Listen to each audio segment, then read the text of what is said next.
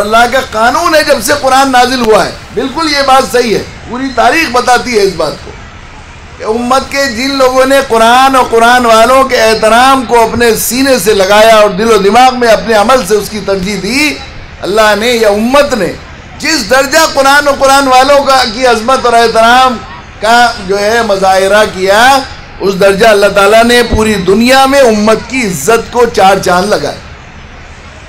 اور جتنی بے وقتی اور ناقدری اور استخفاف اور جو ہے ان کی جو ہے بے ادبی قرآن والوں کی ہوتی چلی گئی, اللہ کی طرف سے ذلت کے فیصلے ہو گئے. یہ ہریانہ کیوں ویران ہوا؟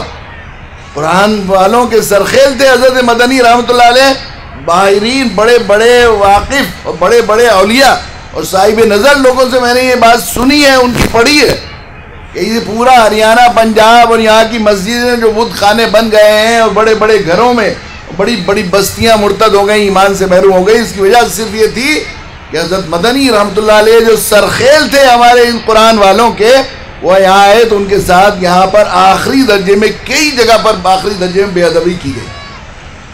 ان کے اوپر جوتے اچھالے گئے, ان کو گالیاں دی گئی, ان کو تکلیف پہنچائی. اللہ نے دین سے, ایمان سے, قرآن سے پورے علاقے کو محروم کر لیا. اگر ہم یہ چاہتے ہیں ہماری عزت ہو, وقت ہو, وقار ہو, تو ہمیں ان قرآن و قرآنی اداروں کی عظمت کا اظہار کرنا چاہیے. صرف کہہ دینا کافی نہیں, آپ کے عمل سے معلوم ہونا چاہیے کہ ہم انہیں سب سے افضل سمجھ رہے ہیں.